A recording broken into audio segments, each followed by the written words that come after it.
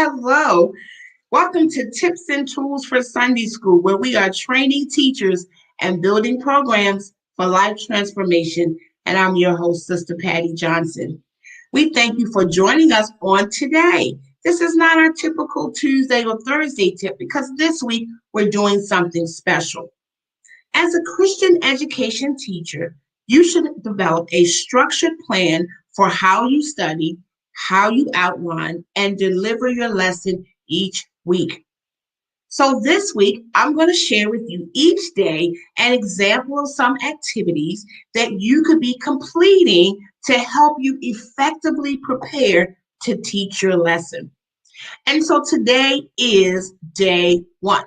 Now I'm doing Monday, Tuesday, Wednesday, Thursday, Friday, Saturday, but whatever day you're teaching, today is what you would do on day one. These are the topics we're going to cover. Read the main text in different versions, read the background scriptures, read the lesson, and define names and places. So day one, we are beginning our research for our lesson.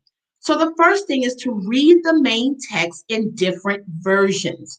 And we call that reading horizontally, right? And so we know that the Bible's in multiple translations. So make sure that your main text is a strict translation text. Your King James versions, your New King James, your ESV versions, right? We want to make sure that your main text is a strict translation.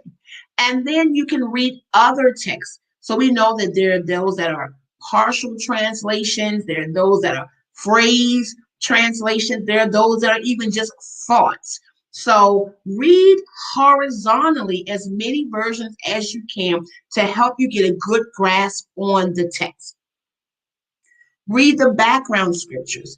Usually with every structured curriculum, they provide you with background scriptures that will give you some insight into the current lesson. Make sure you read those. Read your lesson. And this is something you should do every day. Read your main text and your printed lesson every single day. It is my practice that you should know that printed text and that printed lesson so well that you will not need your book when it's time to teach.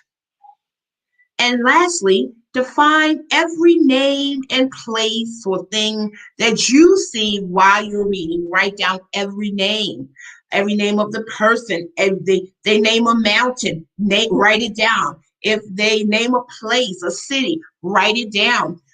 If they name a particular, maybe a flower or animal, just write down the names and places that you see and go through and define them because they would bring additional information and different thoughts to your lesson study. So that is our lesson tip for today on day one as we begin our weekly lesson plan as we prepare to teach effectively. Thank you for joining us, and we'll see you next time on Tips and Tools for Sunday School, where we are training teachers and building programs for life transformation.